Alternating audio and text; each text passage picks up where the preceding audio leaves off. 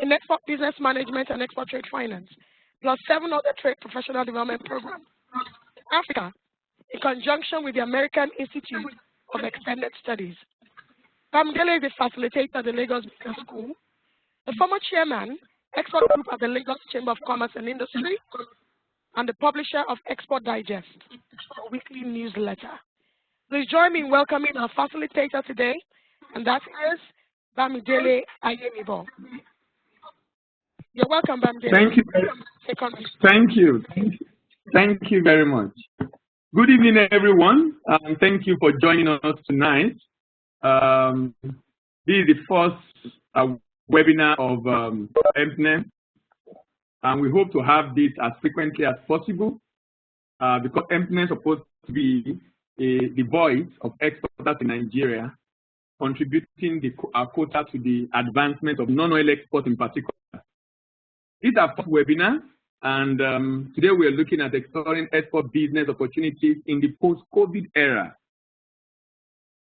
I have a preamble. I'll be talking about some changes in post-COVID, also the changes, propensities in terms of changes in business outlook, business strategies and options, also the product I think we should be looking to right now, the kind of product, and COVID is telling us what we need to do, which is something that people have preached for many years, but many have refused to do, but COVID is taking us back to those places. Now, we're looking at the potential of those products and the market, and some of the problems, and lastly, we'll end with the possibilities.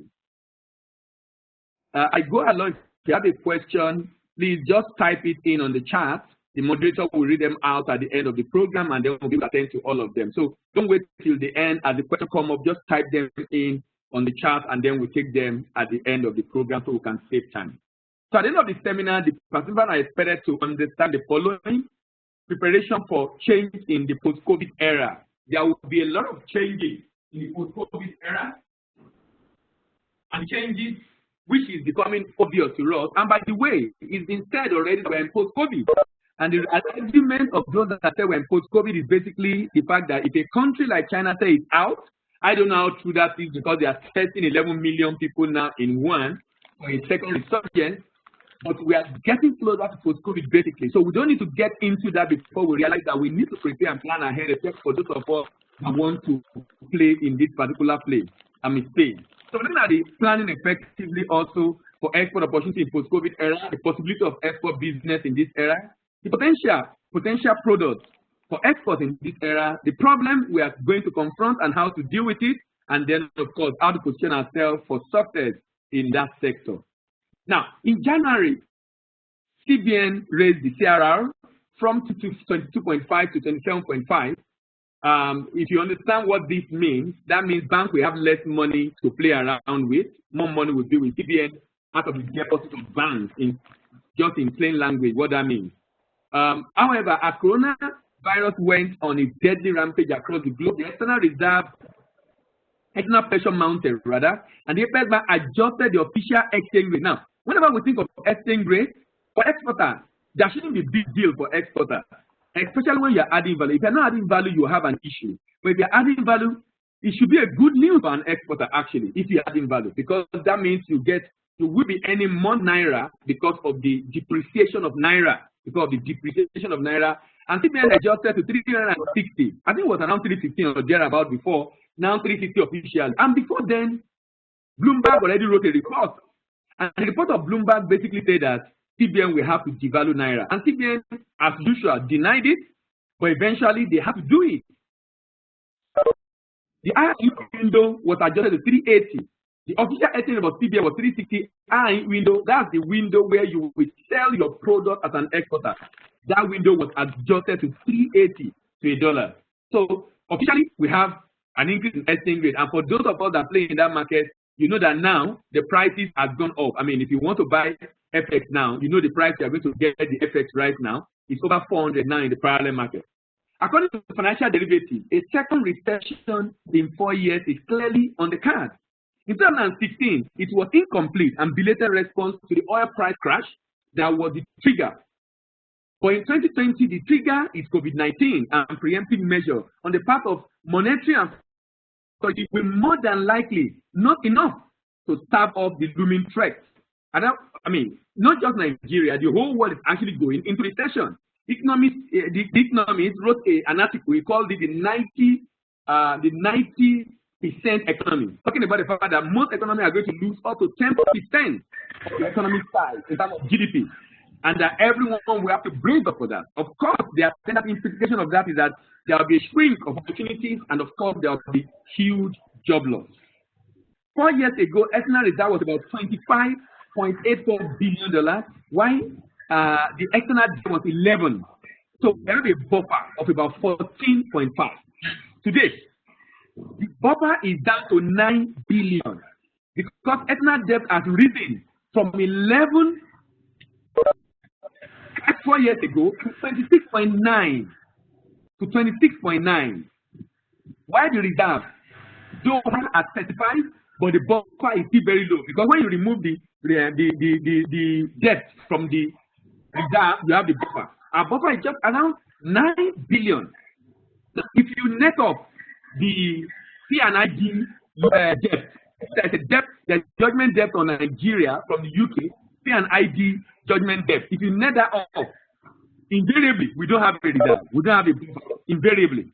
So there's no better time to think of export than now for Nigeria. There's no better time to think of export right now for Nigeria. The first, the impact of COVID in Nigeria economy has been three-dimensional. The first is from the medical and healthcare perspective. The second is through the slowdown in trade, investment and project finance, considering that Nigeria's largest and most important trading partners are China and India. Major export destination, India. Major import origin, China. China controls about almost 25 to 30% of imports into Nigeria are from China. And India is controlling about 10% of the exports we are doing out of Nigeria. And they are on lockdown. The third is through the plunge in oil price. The plunge in oil price.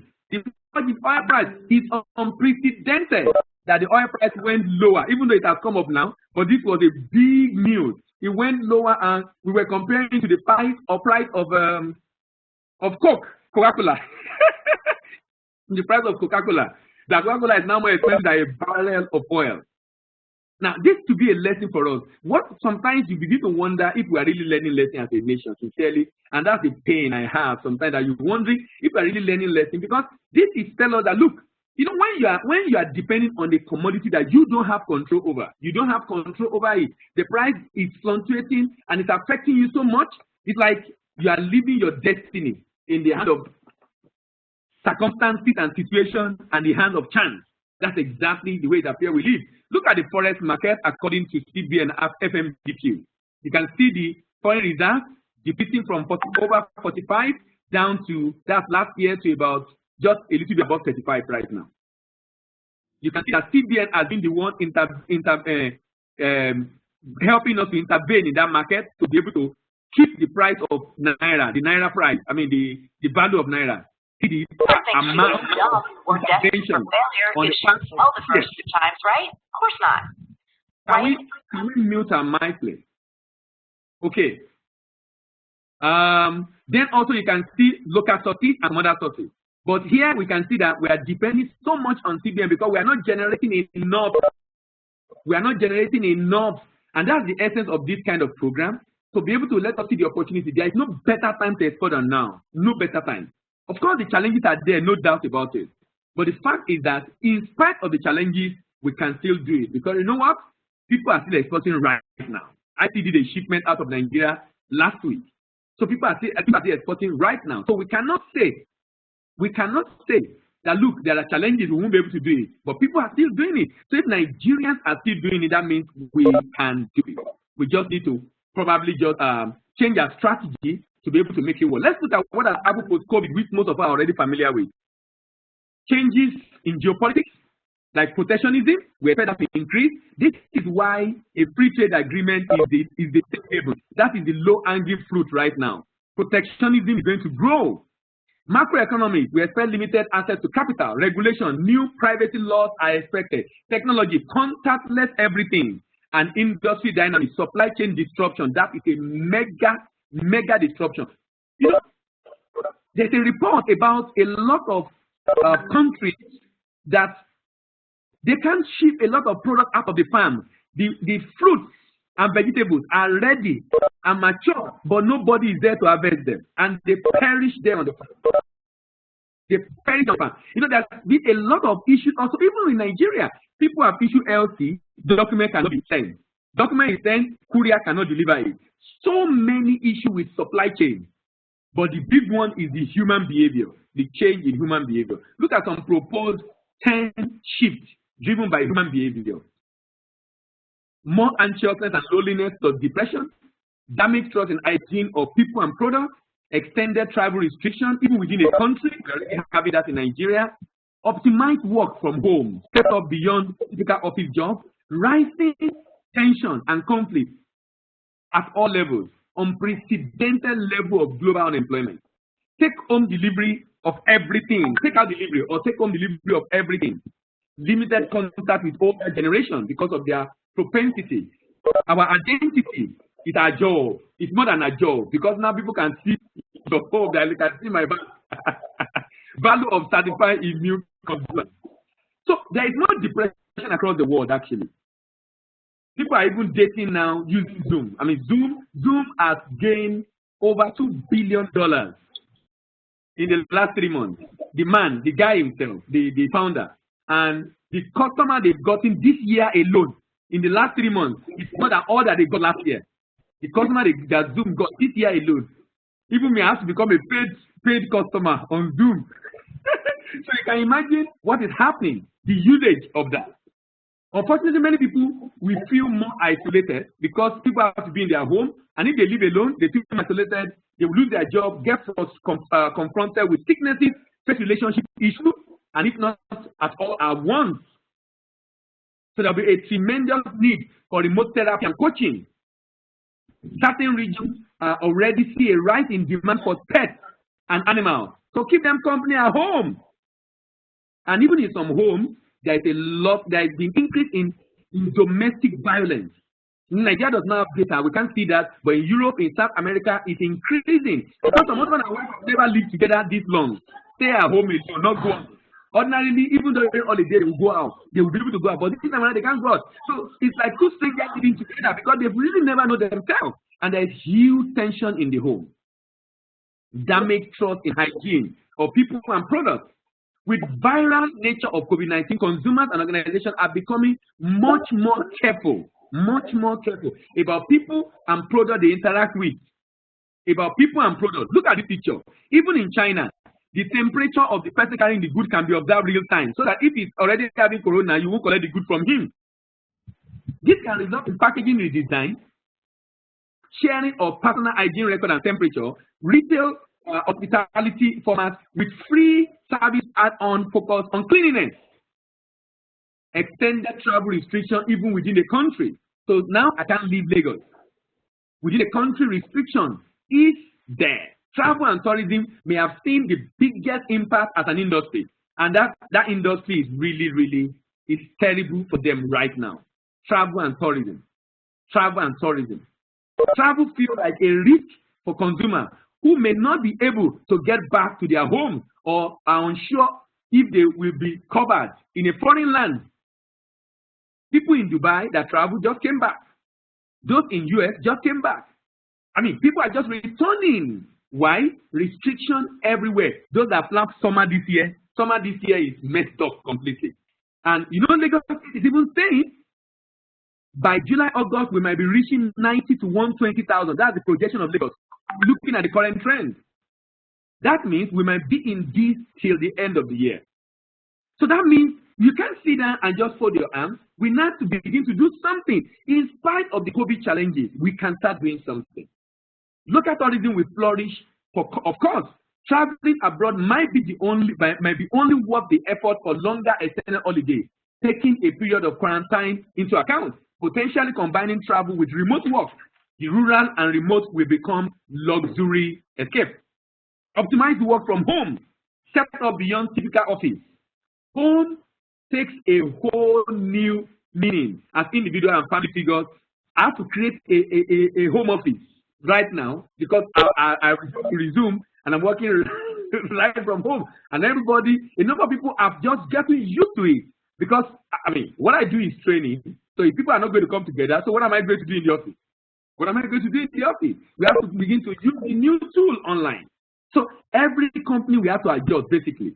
Companies tight on cash will reduce office space and infrastructure. Expect setup at home that go far beyond a second screen. People will bring a special equipment, machine, advanced audio and video setup to accommodate these changes in lifestyle, policies, and new insurance we need to follow also. Rising tension and conflict. Force majeure issues. You know, when you have contract and you don't insert force majeure, the judge will have to decide what happened to you right now. Because there will be lots of legal lawsuits after this COVID-19 on force majeure issues. And for those that are doing import transaction, letter of credit transaction also we have to have its own force majeure. And the interesting about letter of credit is that force majeure is not well defined. So in force majeure situation, you will be able to present your document for payment. And that's a major issue right now. Unprecedented level of global unemployment. We don't have the data yet for Nigeria. I don't know if it's out, but for US, about 11 million already. And across the world, people are losing jobs by the day. Many are forced to rethink their career, and switching to another struggling competitor in the same industry is not even an option. But I think it's a time. If you're an accountant, you're a lawyer, it's a time for accountants and lawyers to begin to think of how they can render support services to exporters. And I'll mention that later on when I'm talking about how we cannot participate to contribute to the growth of export in Nigeria. There's so much in that space. There's so much in that space. Nigeria last year did over $65 billion in export and about 55 in import. So we are doing a lot of export, only that 85% of last year export was non-oil and crude. I mean, crude oil and gas.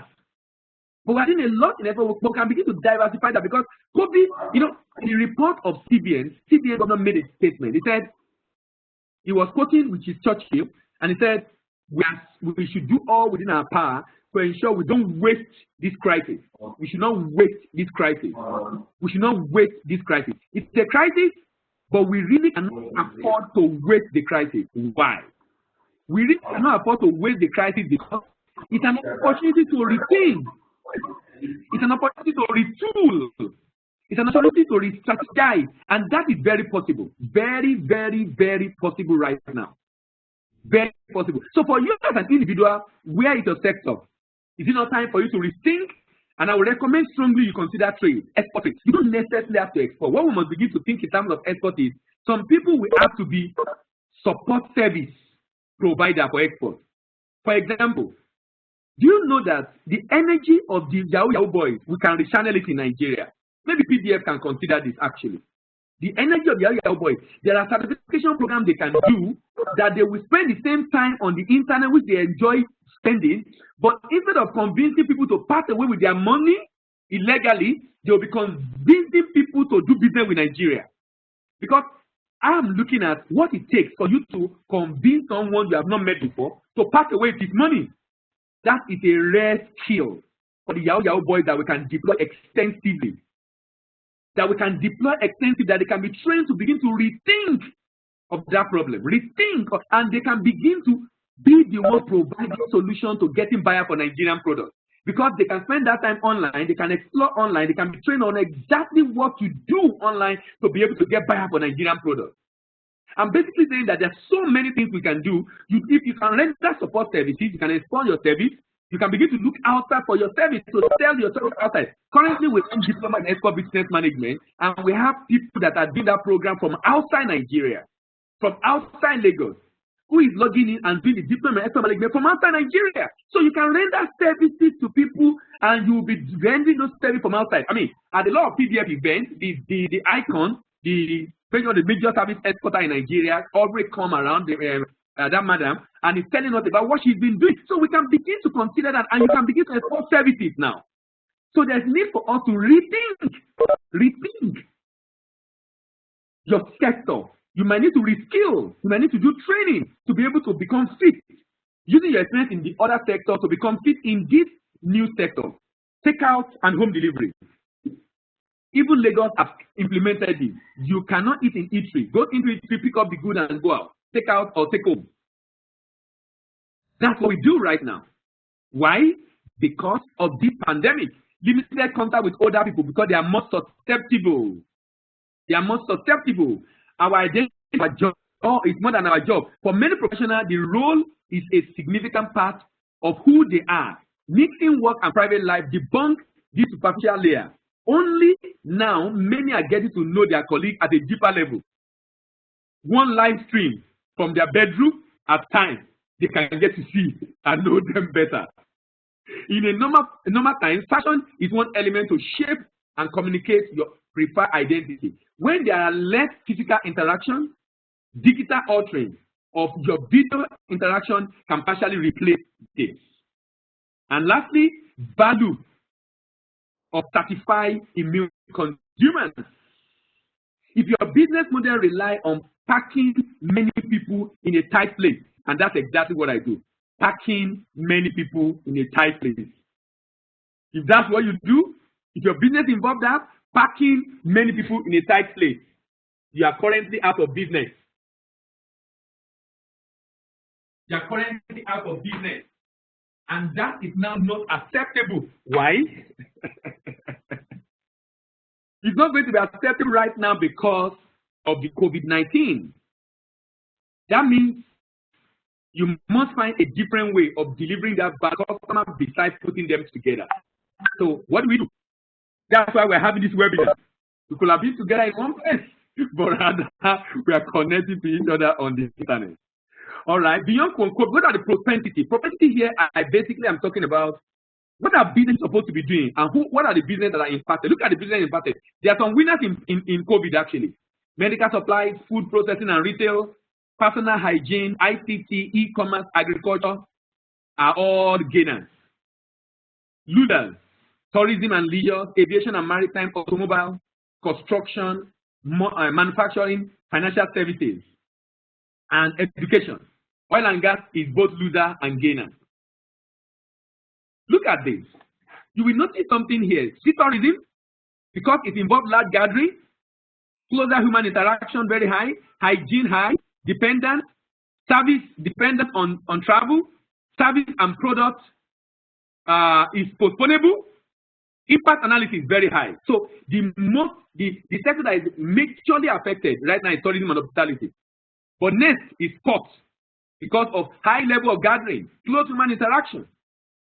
Hygiene, medium. Dependence for traveling, low. Service and product, medium. Impact analysis, high. Music, similar to sports, getting people together, high. Automotive, high. Beverages, retail non-food, retail beverage, alcohol, medium. Pharmaceutical, low. Who are the gainers? Retails, non-food, and food. These are the gainers. Any business right now that involves people gathering together, the impact analysis is very, very high. They can't even do business. They can't even do business. They can't even do business. After, how did consumer spend after the drop? How did consumer spending drop after 2008 crisis? After the 2008 crisis, because the projection is because of the crisis right now, the way it affected it then in 2008, the financial crisis, most likely we expect it now. During the financial crisis, people, the drop in all this, you can see household, healthcare, food, the drop are very small. But you see home improvement, media, apparel, food away from home, the drop is very high, very high. And we expect to see the same pattern. Things that people use, household products, drugs, food at home, mobile cellular, utility bills, non-alcoholic beverages. A number of all these, the drop in 2008 was very low compared to others. We expect the same. Now, what's that telling you? Any product you are going to consider for export should be within this range, should be within this range, should be within this range, should be within this range. And you will see it later on that even it's already showing within this range. What is happening currently in China? In China right now, you will see that, can you see home hygiene, infant food? These are the things that people are buying. Short-term stock up. Can you see what people are buying and spending a lot of money on? Can you see? Instant food. Pet. Can you see all this? Also discretionary. Very low demand. Very low demand. Lower and small. But can you see confectionery? Luxury goods. Nobody's going there.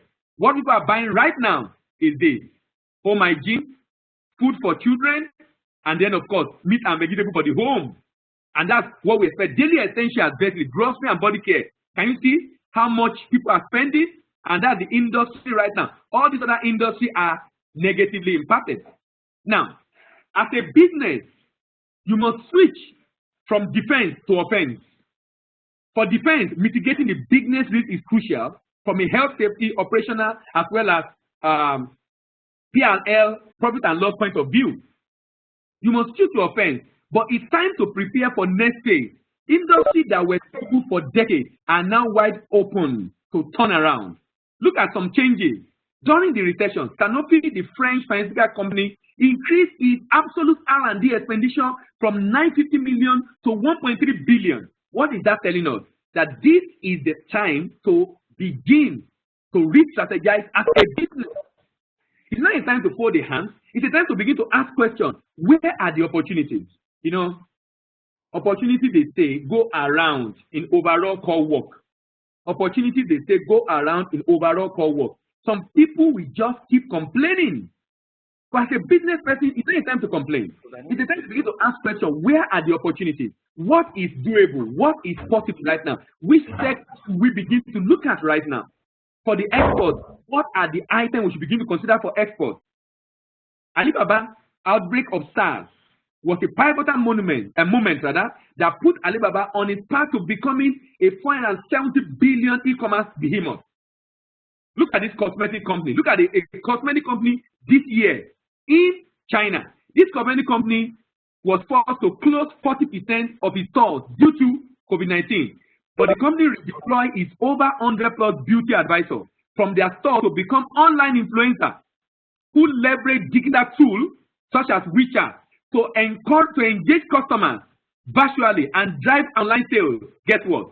As a result of this action, its sales in Wuhan achieved 200% growth. So it's not a time to retreat, but rather a time to confront, to face the challenges and retool, re-strategize. As an individual, re-strategize, retool if it affects your sector so badly. What skills do you need in addition? And which sectors should you be looking at?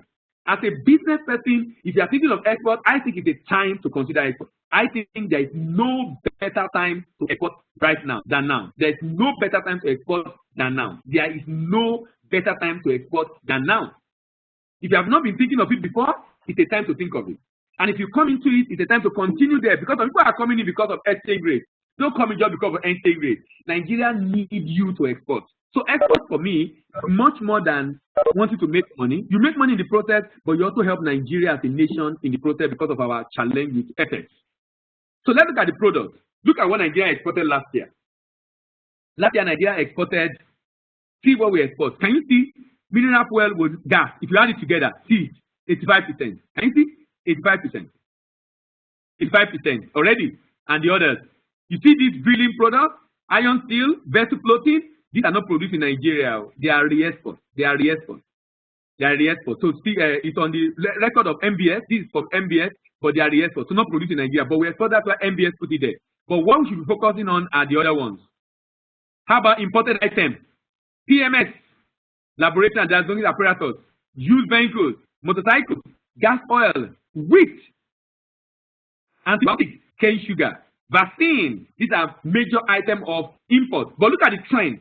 Look at the trend. Last year, Nigeria exported $62.5 billion in goods. 62.5 billion. Last, can you see from 50 to 62? During the recession, 27, then 44, then 66, 60, and 62. We expect a drop this year, but if we actually begin to re-strategize, we can actually not allow the drop to be too much. Because oil is contributing hugely and oil price has dropped. Look at how much we spend on import. Look at how much we spend on import. Import has been growing from 42 last year, upper year, to 55 last year. 55 billion, our total expenditure on import. So total trade of Nigeria last year was about 115 $117 billion. That is more than a quarter of Nigerian GDP. Trade is a space that anybody that is looking to grow a business must play. That is more than a quarter of Nigerian GDP. Over $115 billion in total trade from Nigeria, according to NPEN. Look at products we must begin to consider for export.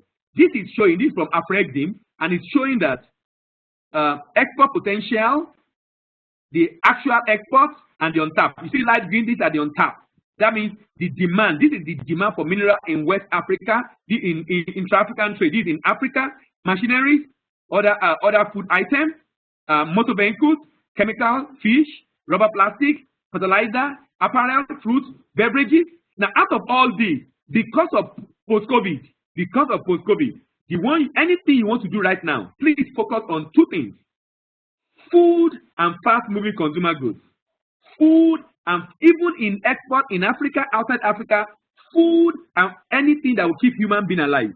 That is, so at this point, nobody will be thinking of buying luxury because people are not even earning as much. People just want to survive. People just want to take care of their basic needs. I know what I discovered? The household consumption component of Africa. Household consumption component of Africa. GDP is, for averagely, it's more than 60% of the total consumption component of GDP. So if you look at the consumption component of GDP of a regular African country, household consumption is more than 60%. And this is just opening our eyes to the opportunity in the household consumption space. Look at the fact that our export to Africa is more than other parts of the world in terms of manufactured goods. So look at this. Agric, this is 2018 or 19. Agric, Europe. Can you see what we are doing to Europe? See what we are doing to Asia? See what we are doing to Africa? We are not doing a lot to Africa in Agric, no, because they also are as bad as we are in terms of need for value-added products. We do more manufactured goods to Africa than any other country in the world. And we must be considering, number one, value addition post-COVID, and we should concentrate more on fast-moving consumer goods, cosmetics, regular soap, regular thing we use in the home, and then food, value-added products. We are doing a lot in Africa. So we should consider Africa, and this might be a way of preparing ourselves ahead of AFCFTA. Potential exportable products in Africa. These are the products. Now let's look at this. Look at this. African consumer expenditure in major retail subsectors 2011-2016. Can you see 16, 11, 11, 16? Retail, fast-moving consumer goods, food and beverages, even clothes, houseware, and the like. Nobody's buying. Even in Africa, before COVID, this is what we are buying in Africa. This is what we are buying in Africa before COVID, though. So, and we must consider shipping to Africa because Africa will buy more of our manufactured goods. Now, also we can consider Europe, Canada, US, where Africa, a lot of Nigerians are, but we must not lose sight of Africa. You know, the beauty of shipping to Africa is that you can do, when COVID is over and there is movement within Africa, what you can consider is, you know, shipping to neighboring countries using these luxurious buses is a lot easier to start on a small scale to neighboring country, at least the West African coast, down to Cote d'Ivoire. And I think people are going even beyond Cote d'Ivoire right now. Food, beverages, tobacco, and retail. The chart shows African consumer expenditure in major retail subsectors 2011-2016, and it shows the type of FMCG that consumers should be targeting in the post-COVID era. The potentials. Look at Africa. Can you see this? Intra-African trade. Can you see this? Extra-African trade. There is so much opportunity to trade within Africa. We are shipping less than 20% intra-African trade. Most of the trade of Africa is extra-Africa. And we can begin to consider shipping within Africa. Intra-African is less than 20%. In the post-COVID era, there will be an increase in inter-regional trade. You know why? We expect protectionism to increase. If protectionism is going to increase, the only haven, the only low-hanging fruit is our ETLS in West Africa and AFCFTA in Africa. the free trade agreement. The free trade agreement. Those are the hiding place for us when protectionism is increased because everybody wants to survive in post-COVID. Everybody wants to survive. African exports to China. China is a major trading partner. We can still do a lot with China post-COVID. 54 billion, 2018.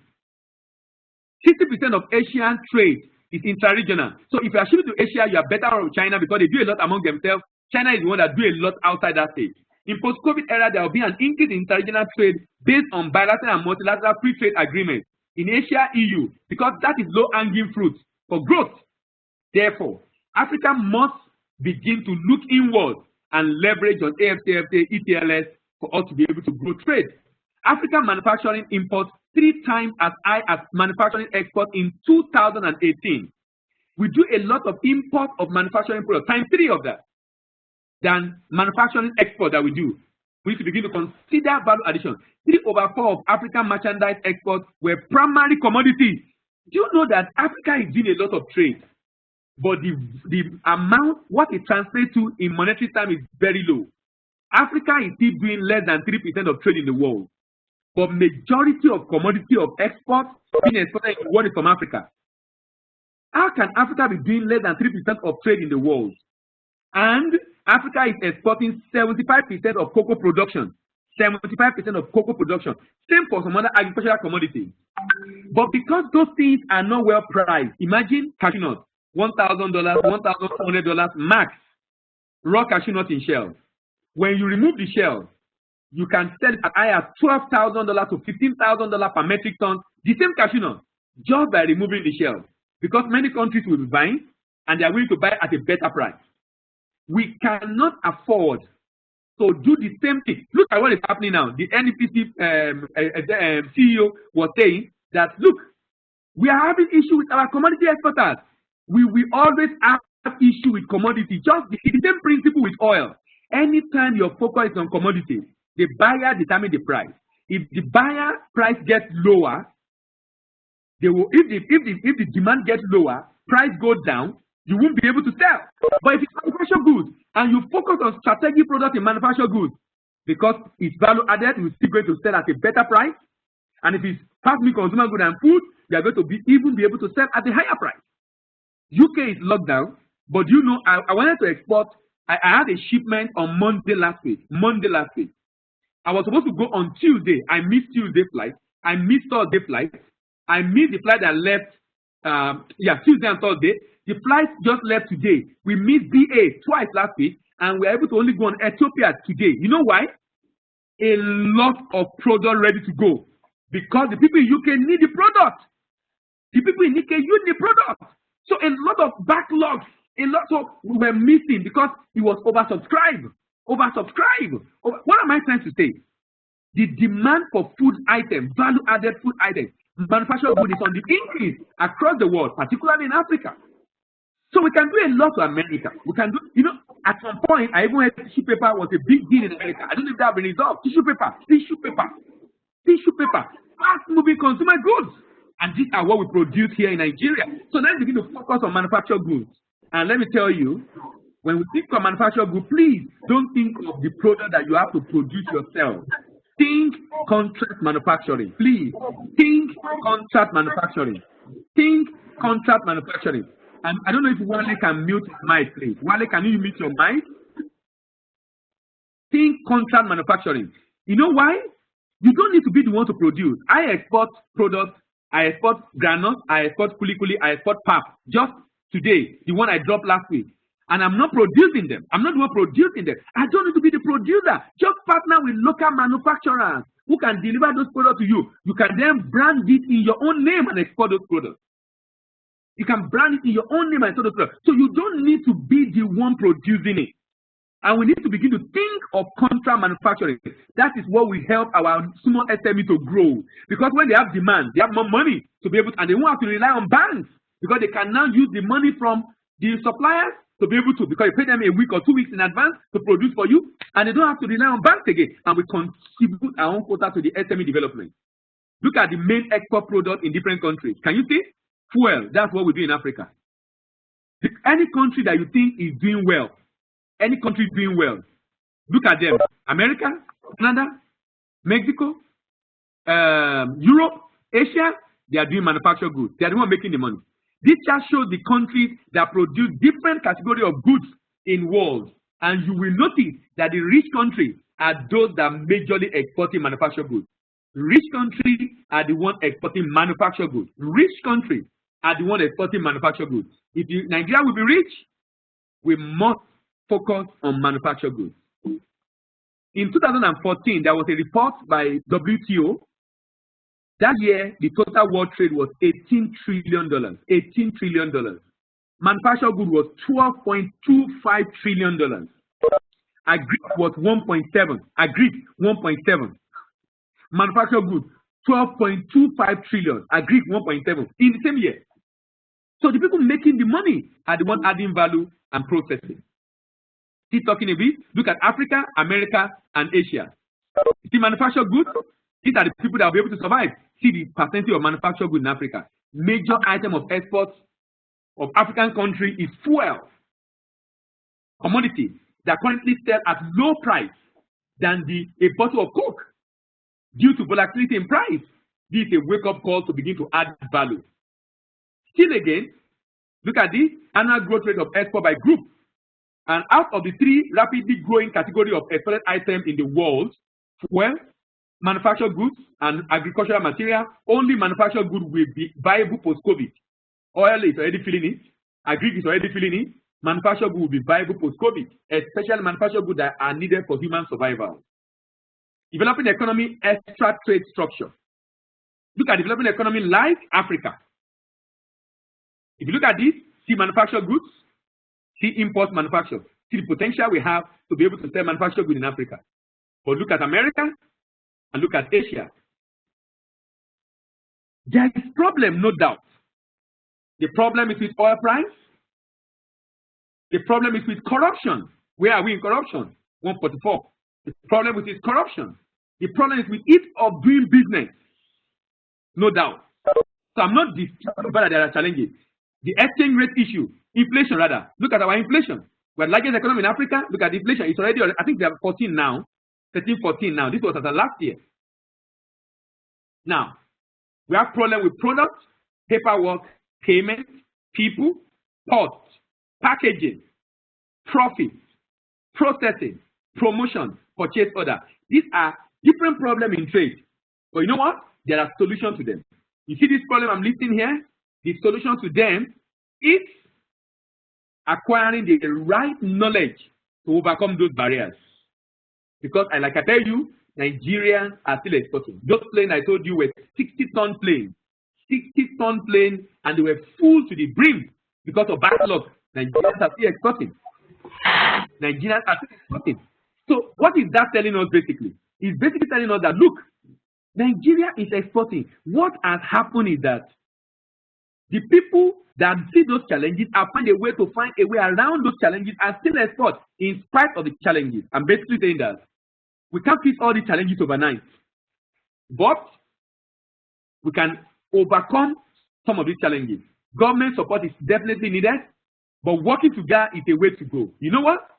If we don't work together, we cannot reduce our cost of doing business.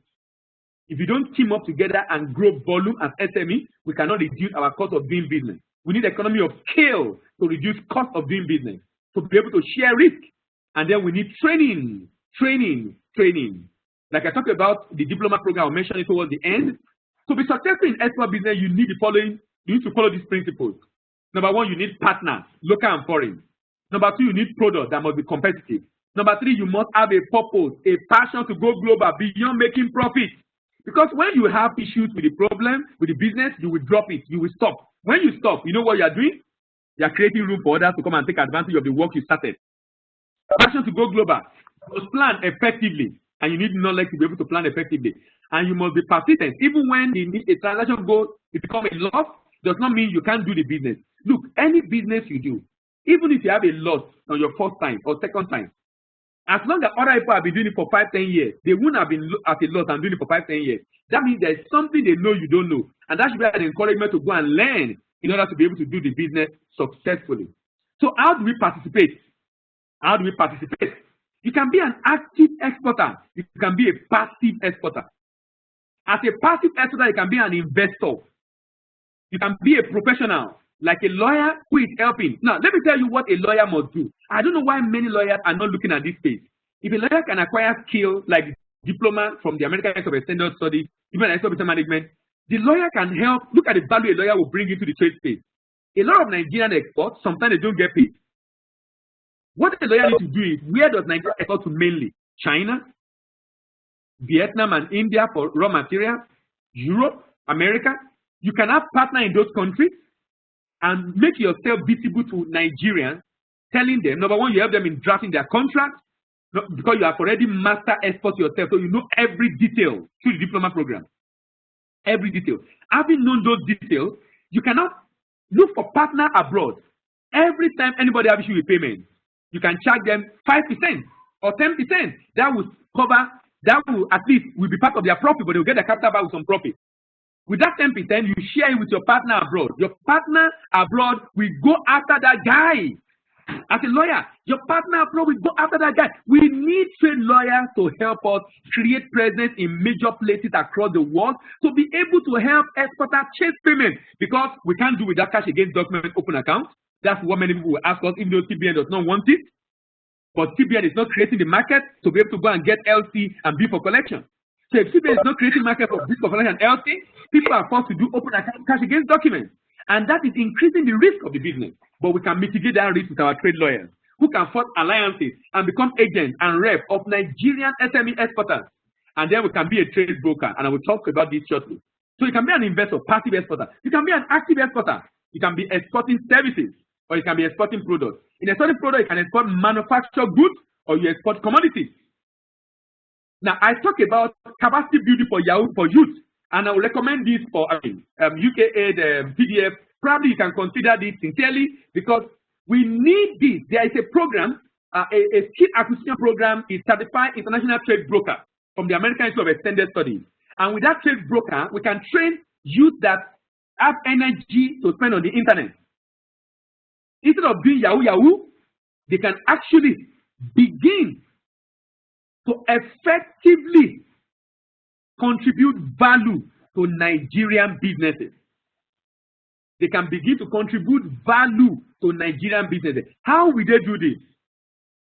They can easily do this by simply converting the energy on the internet, the resilience on the internet, the energy they have on the power on the internet. They can begin to convert it to, instead of convincing people to pass away their money, they can convince people not to pass away with their money illegally, but to do business in Nigeria. The power to convince people to pass away with their money, someone you don't know. I think that energy can be put to productive use by capacity building and create alternative Yahoo, so that at the end of the day, they create market for Nigerian SMEs, and for every shipment based on the contract they get for you, you give them commission. You give them commission. You give them commission. So I think we need this, and we are currently looking for NGOs to partner with on this, or development partners like NPEN to partner with on this, to be able to train some of these Yahoo boys and a lot of young Nigerians that have the energy to spend on the internet. So look at the Certified International Trade Broker I talk about for the Yahoo boys.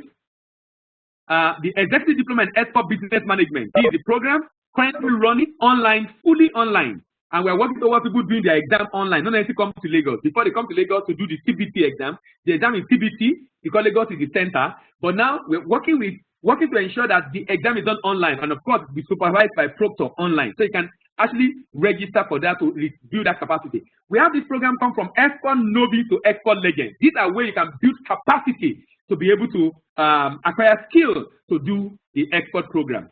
Next week, for importers that are having issue with FX, we're going to be doing a training on different strategies, leveraging on export, actually. Leveraging on export, how importer can source FX using export. Not necessarily exporting, but doing different things with exporters to be able to source for FX. And that will be holding next week. As a roundup, as we start the post-COVID season, here are the shifts that must be made in order to survive this season. It has become highly imperative to move away from commodity exports and focus on export of secondary and tertiary products. We need to collaborate in a lot of ways, especially for SMEs, in product packaging. We need to collaborate with Nigerians abroad in order to secure new export markets. We need to have a representative at destination to be able to mitigate the high risk of default. We need to shift focus to Africa and export finished goods to Africa. We need to focus more on export of secondary products to Europe and China. Secondary products, not primary products. Value added, lead ingots, zinc ingots, processed cashew nuts, secondary products, not necessarily tertiary, but secondary products. Collaboration with contract manufacturer, collaborating with contract manufacturer, and demand from government also to mandate NEXIM to offer export credit insurance to protect the proceeds of exporters that will be exporting during this period because of the likelihood of default in payment from the buyers. Ability to overcome the challenge of export business leads to great possibility beyond your imagination. This is because it is capable of creating a great platform for repeat business from the same buyer, referral to other buyers, replicating the business model in another country, redeeming the country image abroad, recruiting multiple partners and distributors abroad, and rebuilding broken bridges between nations, and raking in more income than your projection because of the exchange rate differential. Lastly, as I conclude the presentation, I would like to say that to everyone that in this post-COVID era, if we want to diversify our economy, if we want to create more trade in Africa, if we want to grow our GDP, if we want to create employment, if we want to boost our foreign reserve, if we want to increase wealth, if we want to reduce poverty, and aggressive intra-regional trade is the way to go. Thank you very much. Moderator.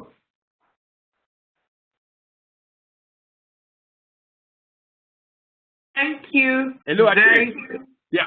Thank you so much, Mr. Ayemibo. Titi Ojo. Hello. Can we take questions? Yes, sure. So please go ahead. You can unmute yourself if you have a question and quickly ask the presenter any question. The NPEN is on the screen, so if you need to reach you NPEN, can raise your hand. Sorry. You can raise your hand to ask a question, or you can type in your question into the chat box.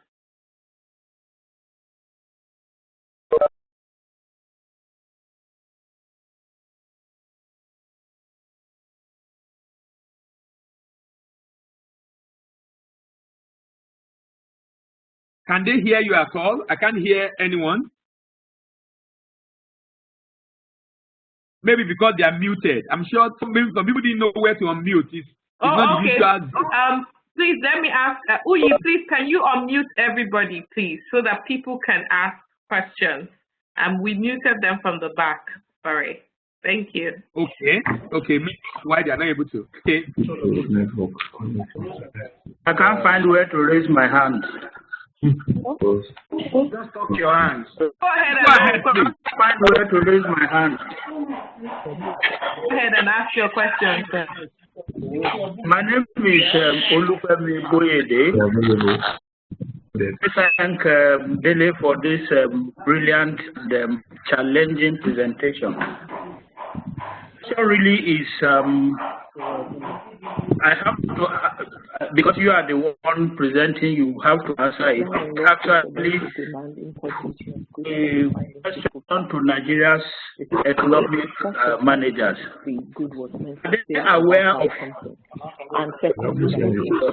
Please mute everyone except Mr. Boyede, please. Exactly. Mute everyone except Mr. Boyede. Okay. Go ahead, sir. Is the Nigerian government, the economic managers, are they really conscious of the doom that is looming over the country, Nigeria, and the need to actually begin, like yesterday, to start helping everybody to export? Because unless we go that route, I don't think that the private sector left alone can achieve 10% of the potential that you have presented. And one of those things, I think that somebody, I don't know, needs to let them know right now. It's part of the support. Let them not start thinking one is talking about export expansion grant. No, you mentioned in your presentation the need for export guarantees, whether it's the funding guarantee or the insurance, or the kind of what we call export price adjustment support and all of those things. Are they really thinking of it? Can we get NPNEN to quickly put together a document that can be sent to the economic managers? Thank you. All right, I think that is very possible. I think that's very possible. I will raise this with Titi. That's a very, very important point, because sincerely, most countries are able to do this very well. They have support from government. They have support from government. So I think that it's something NPNEN we have to consider, to be able to write to the government, having some of these suggestions, probably routing it to the NEPT, probably Ministry of Trade, or through Presidency, whichever option I think would be most appropriate. But we'll discuss with TT and be able to know what to do, how to get that done. I think it's a fantastic suggestion. At least let's let our voice at NPNEN on what we think should be done. Thank you very much. Yes, I can take a couple of questions.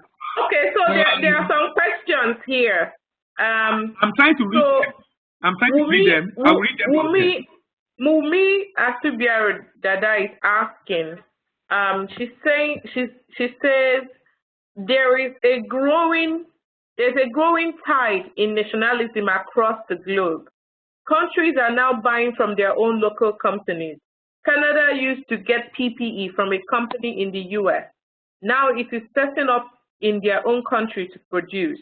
Also, there will be uneasiness with getting finished products from other countries because a lot still believe that the virus can be on packages.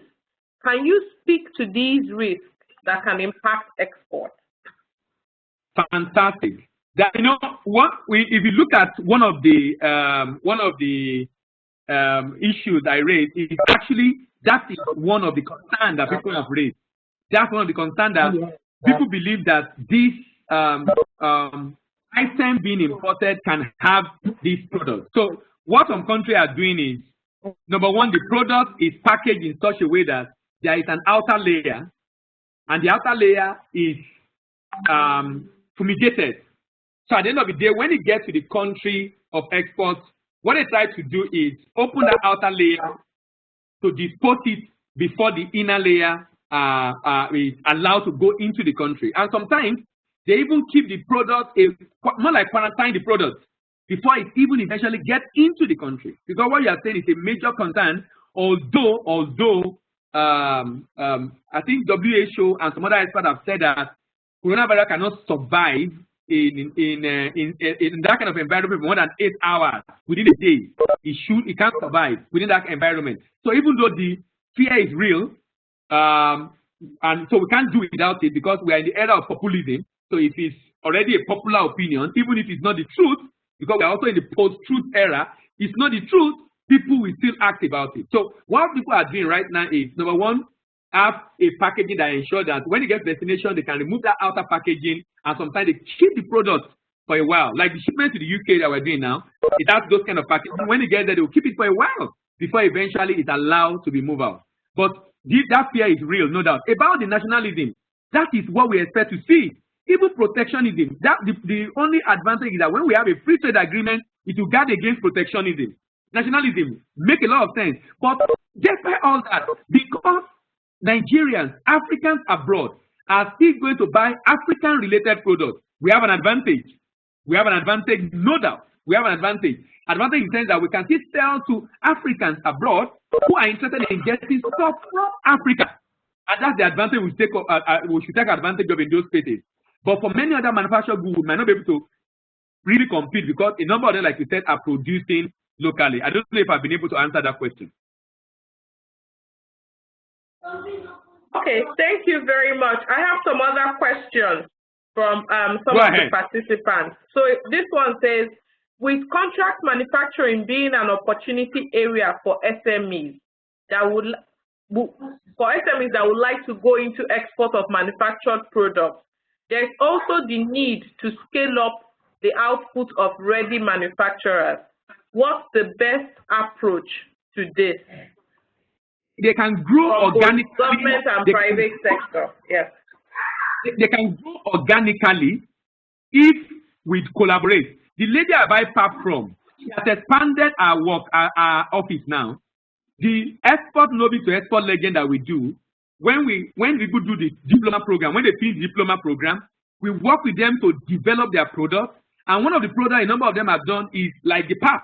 So when they develop that product, we link them up with manufacturers. So because the lady is getting more people buying from her, contract manufacturing, you know what she did?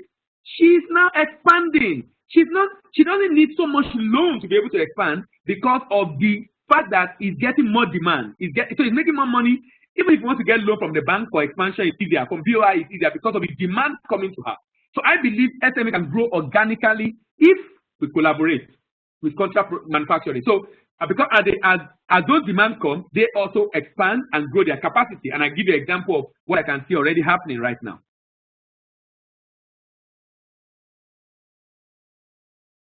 Someone said, how can we access this online training on export? Which of the online training are you talking about? The one I talked about, Diploma in Export Business Management, I will drop my number right now, so you can chat me privately after I can send the details to you. So there are some people with raised hands. Uyi, please unmute Mr. Odewale, Mr. Egghead Odewale to ask his question. While that is going on, please unmute everyone who has raised hands to ask their questions. No, there are some questions here I would like to answer. So just a minute, sir, please. Just a minute. All right. Let's attend to people with raised hands. Thank you. Enable me to be able to type, please. I can't type in the chat box. Let them ask the questions first. All right. Thank you. Good evening, everyone. My name is Egghead. Let me appreciate Bamidele for that insightful and passionate presentation. My comments and questions, I want to say, should not be taken as disagreements, maybe as pointers to extra discourse that I want to inject in the conversation, especially as it relates to my own specific experience, which connects with this very important topic. I do appreciate Bamidele's experience and his passionate campaign in support of exports from Nigeria. I dare say that there's certain information that needs to be considered in its ramifications before people venture into the export business. I mean, I wish that it's as simple as you have presented it, and it's something that people could pick up some capital tomorrow and begin to put their investments in that sector of the economy. However, we know it's not as easy, it's not as direct. I mean, there is a major infrastructural deficit which serves as a limiting factor, moving your items from point of production or point of origin to even the port of export. And there are certain dynamics that are at play that may mitigate against the competitiveness of the products that you wish to export. I mean, we are all, I believe, Nigerians, and we do appreciate some of these limitations. And they are quite significant, and they can actually be quite frustrating.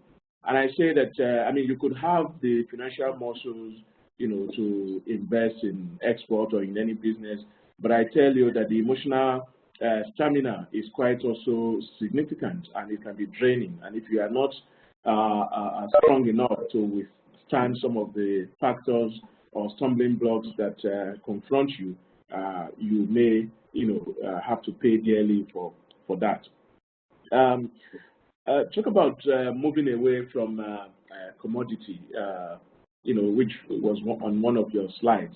I suppose that Nigeria is in a dire straits now, and it's quite unfortunate that even though we continue to campaign to diversify our revenue base away from oil, but it appears that the point at which we are now, we will probably need oil, and I want to, extend that to commodities. We would, need commodity to actually exit the dependence on commodity.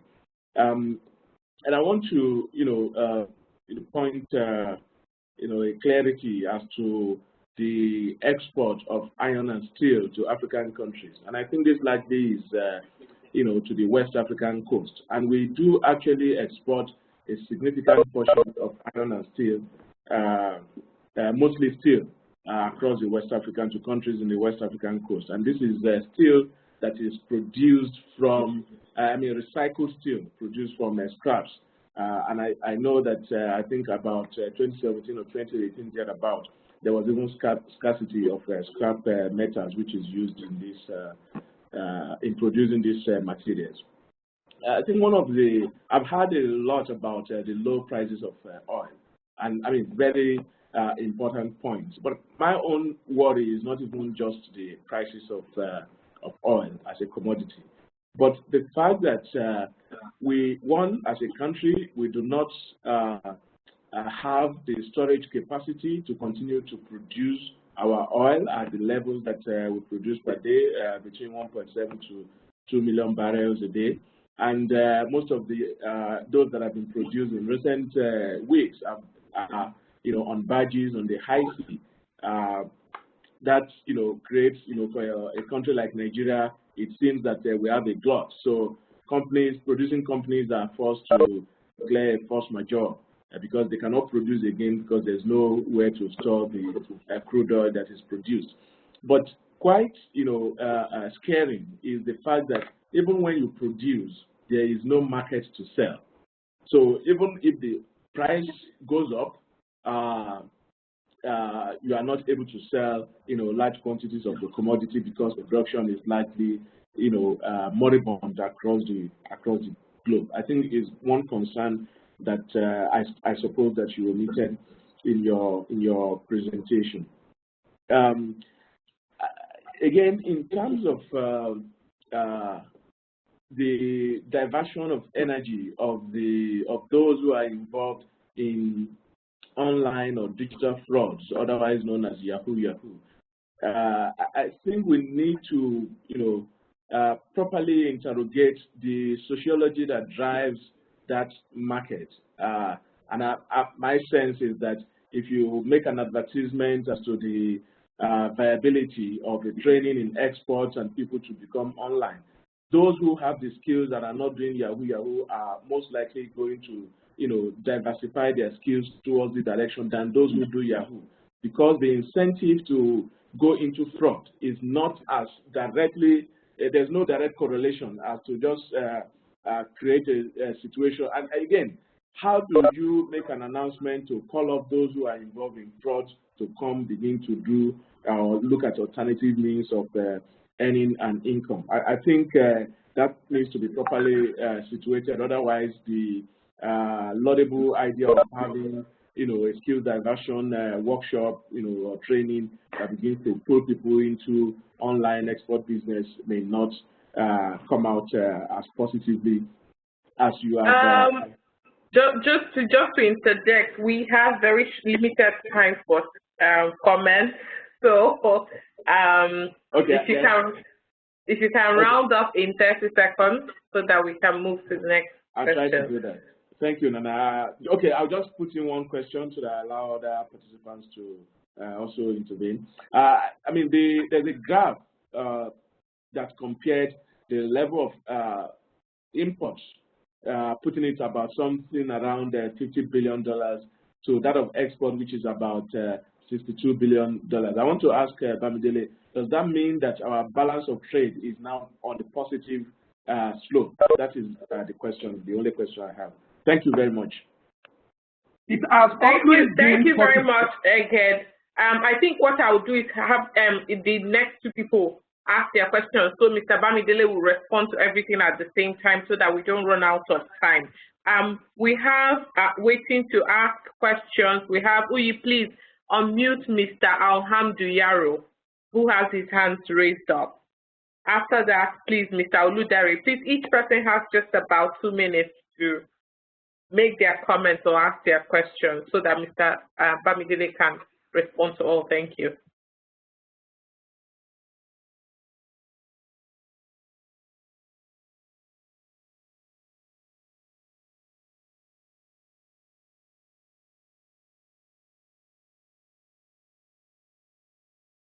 Mr. Yaro, if Mr. Yaro is not speaking, please let's quickly move to Mr. Oludare, who has his hands raised as well.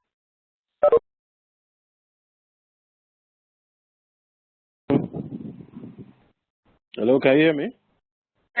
Yes, I can. Okay. My name is Mr. Oludare Chalabi, and I want to appreciate Mr. Bamidele for his good presentation. But my question is concerning what he said about contract manufacturing. If an SME or producer is considering contract manufacturing and has developed a unique product, something that he feels is not in terms of not trying to do what is already being done, he's trying to be unique and has developed a unique product and wants to do contract manufacturing.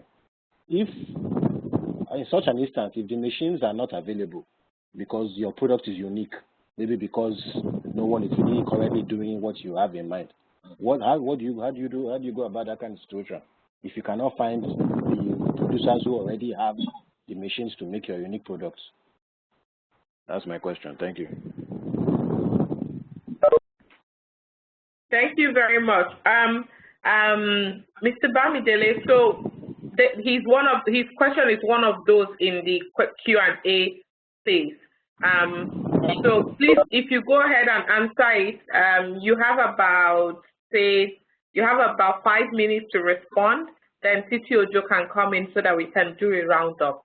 Thank you very much, sir. Okay. You said to answer this and some other question in the chat, right? Yes, okay. Please. You have about 5 minutes. On the trade balance, yes. On the trade balance, yes. We have always been on the positive, only that the reliance is on oil.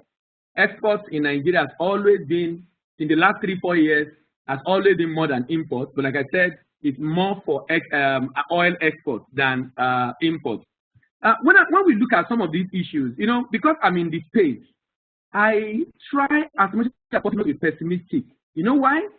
I've realized that you won't get to see the opportunities until you begin to see beyond the challenges.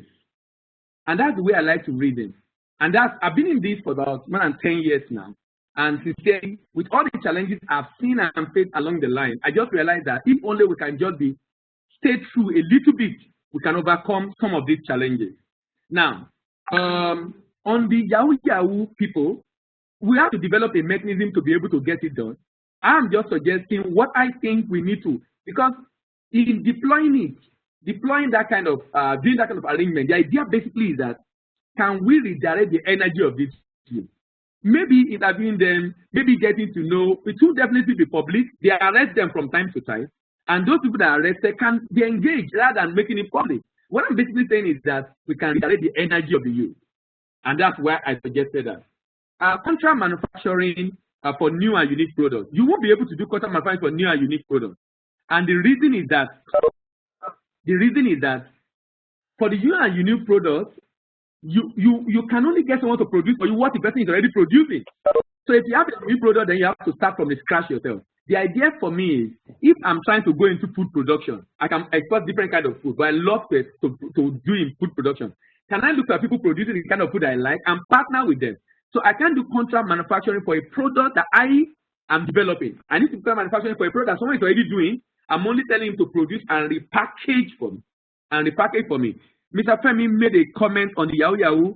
Thank you very much, sir. It's actually a service export, and exactly that's what I'm saying. Indication that service export can harvest available talent and convert into real export.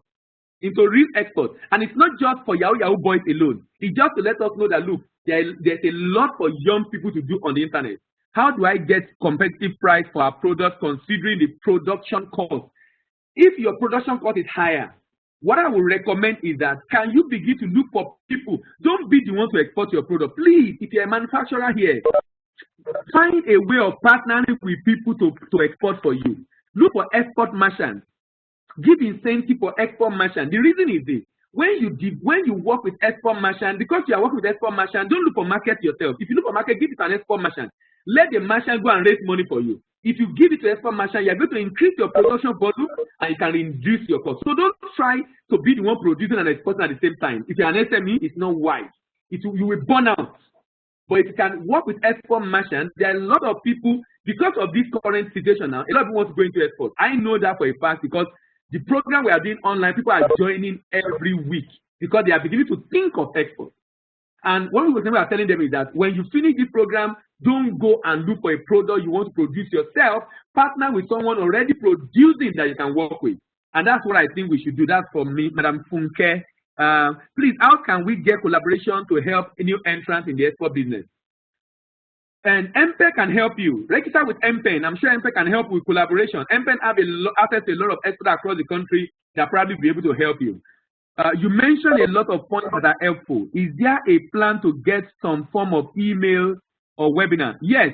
I'm sure if you send a mail to, look at the phone number, look at this email. So I can respond to those ones. We are going to upload, the webinar will be uploaded. Okay, the video, okay. Yes, the video will be uploaded. I think we've responded to the rest of the questions because the other ones I already read them out. Okay. I would ask Uyi to unmute Titi Ojo right now so that Titi Ojo can come in and do a roundup of today. Thank you so much, Mr. Ayemibo. Thank you very much for your time, for your training. I'm sure everybody can see you want to join NPEN, you can always send an email you can always send an email to info@npnen.org, or you can always send an email to pdfbridge@dai.com and we'll direct you to our trade policy work stream. Titi Ojo, please. All right, I'm here. Thank you, Bamidele Ayemibo, for this very insightful session. It's been a very good use of time this very day, and we're really glad that NPEN to start a series of webinars today. I want to also thank all the participants. Thank you for joining this webinar. It's been almost 1.5 hours right now, and we assure you that NPEN will be coming up probably on a monthly basis. So this doesn't end. The webinar is a series. So please let's follow NPNEN. That's the network of practicing non-oil exporters of Nigeria. There's so much gain from joining in the webinars, from being members, and of course the website is on the screen. Find some time to go on the website and you have some resources there as well. I want to thank all that were able to ask questions. Your questions actually placed more value on even what has been discussed here this day. Thank you so very much. I want to thank, most importantly, the support that's been received from the PDF Bridge program. Thank you so much for supporting NPEN to achieve this. And of course, this is a partnership that will continue for some time to come. Thank you so much. On this note, I would say, well, let's make use of all that's been discussed here. Bamidele has been able to give us tips on what to do post-COVID, even now, what we should start thinking about. As many as are interested in exporting, there's some notes that I'm sure we've taken. And of course, we're going to share this presentation as well. I'm sure Nana has mentioned that too earlier. So on this note, I'll say thank you very much. Thank you, everyone. Thank you, NPNEN, for bringing this to us. Thank you, PDF Bridge, for supporting it. And thank you, everyone. Have a beautiful evening. On this note, I think we can draw the curtain. Thank you very much. Thank you very much. Thank you. Thank you. Thank you.